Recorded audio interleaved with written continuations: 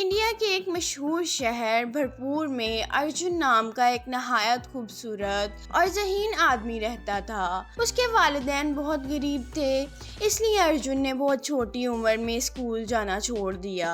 ان کے پاس اسکول کی فیس ادا کرنے کے لیے پیسے نہیں تھے۔ چونکہ ارجن اسکول نہیں جا سکتا تھا، اس لیے اس نے سردار سنگھ نامی ایک امیر تاجر سے بہت اچھی تجارت سیکھنے کا فیصلہ کیا۔ سردار سنگھ کا ایک بہت مشہور مارکیٹ میں تعمیراتی سامان کا ایک جانا پہچانا امپورٹر اور ایکسپورٹر کا کام تھا۔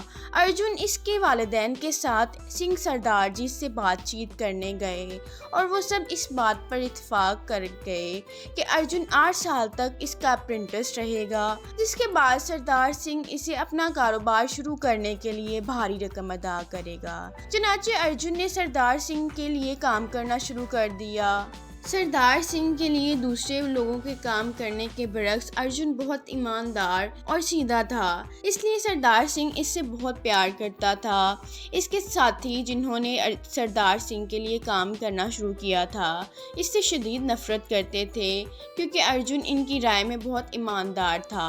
جب بھی ارجن ان میں سے کسی کو سردار سنگھ سے چوری کرنے کی کوشش کرتے ہوئے پکڑتا تو وہ اس کی اطلاع باس کو دیتا۔ سردار سنگھ سے تجارت سیکھنے والے بہت سے لوگوں کو ارجن کی ایمانداری کی وجہ سے ان کے گھر والوں کی طرف واپس جانا پڑا، اس لیے وہ سب اسے ناپسند کرتے تھے۔ جب ارجن 7ویں سال میں تھا تو اس کے ساتھیوں نے اسے بہت بڑا سبق سکھانے کا فیصلہ کیا۔ وہ ہمیشہ ان کے مشکوک کاروبار کے لیے انہیں پھنسانے اور بے نقاب کرنے کی کوشش کرتا تھا، اور اس طرح انہوں نے سردار سنگھ کے بریف کیس سے بڑی مقدار میں غیر ملکی کرنسی چرا کر ارجن کے بیگ میں رکھ دی۔ اگلے دن جب سردار اپنے پیسے ڈھونڈنے لگا تو اس نے ارجن سمیت تمام کارکنوں سے پوچھا کہ انہوں نے اس کا پیسہ تو نہیں دیکھا، لیکن سب نے پیسے دیکھنے سے انکار کر دیا۔ سردار سنگھ نے ان سب سے اس کی رقم واپس کرنے کی التجا کی۔ یہ ایک بہت اہم کاروباری کام کے لیے تھا۔ تمام کارکنوں نے پیسے دیکھنے سے انکار کر دیا تھا۔ غصے میں سردار سنگھ نے پولیس کو بلایا اور جب پولیس آئی تو انہوں نے پورے گھر اور کارکنوں کی تھیلیوں کی تلاشی لی۔ ارجن حیران رہ گیا جب انہوں نے اس کے بیگ کی تلاشی لی اور ہارڈ کرنسی کے چند بنڈل نکالے۔ وہ بہت الجھن میں تھا، لیکن سردار سنگھ ارجن میں بہت مایوس ہوا۔ اس سے پہلے تو یقین نہیں آیا، لیکن ثبوت واضح تھا۔ ارجن نے سردار سنگھ سے التجا کی اور اس سے وعدہ کیا کہ اس نے رقم نہیں چرائی۔ سردار، میں نے آپ کا پیسہ چوری نہیں کیا۔ آپ مجھے جانتے ہیں، میں نے اپنی زندگی میں کبھی کوئی ایسی چیز نہیں لی جو میری نہیں۔ اگر آپ سے چوری کروں گا تو میں خطرہ کیوں مول لوں گا، جبکہ یہ قریب ہے۔ کیا میرے لیے اپنا کاروبار شروع کرنے کا وقت ہے؟ شاید اسی وجہ سے آپ نے رقم چوری کی تھی، کیونکہ آپ اس رقم میں شامل کرنا چاہتے ہو جو آپ کو اپنا کاروبار شروع کرنے کے لیے میں دوں گا جب ہمارا معاہدہ بالآخر ختم ہو جائے گا۔ نہیں، میں ایسا کبھی نہیں کر سکتا۔ آپ مجھے بھی دیں گے جو میں اس پر راضی ہوں۔ پلیز سردار، میرا یقین کریں، پچھلے سالوں سے میں آپ کے ساتھ رہا ہوں۔ آپ کو معلوم ہے کہ میں اس قسم کا انسان نہیں ہوں۔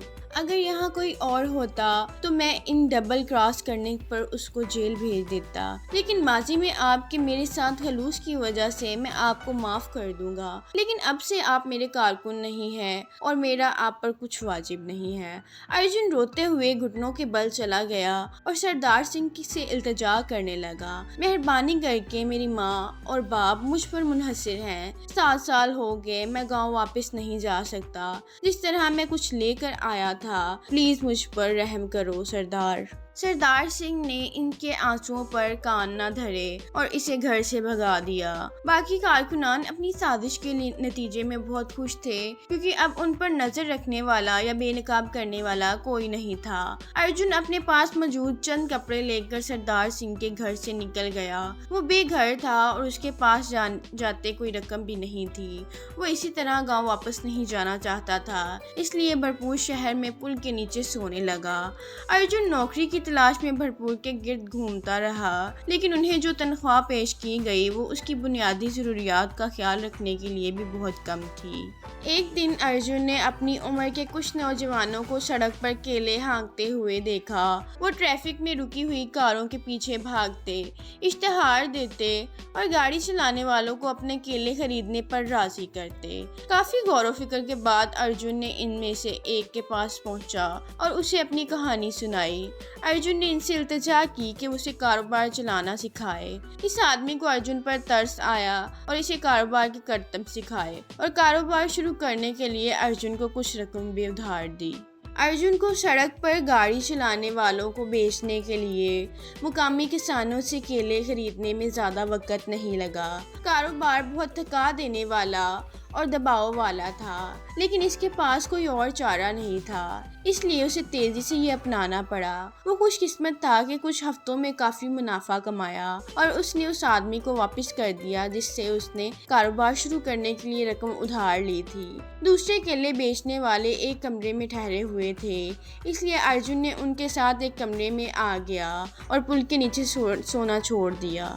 ایک خوفناک دن ارجن معمول کے مطابق کیلے بیچ رہا تھا، ٹریفک میں رکے ہوئے موٹر سائیکلوں کا بھی پیچھا کر رہا تھا، جب ایک انتہائی غیر ملکی کار میں سوار ایک خاتون نے اسے پکارا۔ ارجن نے اپنے کیلے اسے دکھاتے ہوئے گاڑی کی کھڑکی سے اس سے ملنے بھاگا۔ ارجن بہت خوش تھا۔ ہیلو، میں 5,000 روپے میں کیلے خریدنا چاہوں گی، لیکن میرے پاس نقد رقم نہیں ہے، کیا میں آپ کو ٹرانسفر کر دوں؟ ارجن بہت خوش ہوا جب عورت نے اس کو قیمت بتائی۔ اس دن کے لیے اس کا ہدف پورا کرنے کے لیے یہ قیمت کافی تھی۔ وہ جلدی سے اپنے ساتھی کیلے بیچنے والے سے ملا اور اس کی بینک کی تفصیلات جمع کی۔ پھر اس نے خاتون کو بلایا۔ خاتون نے اسے بتایا کہ رقم بھیج دی گئی ہے، لیکن ٹریفک لائٹ سبز ہو چکی تھی اور میرا کی گاڑی چل پڑی تھی۔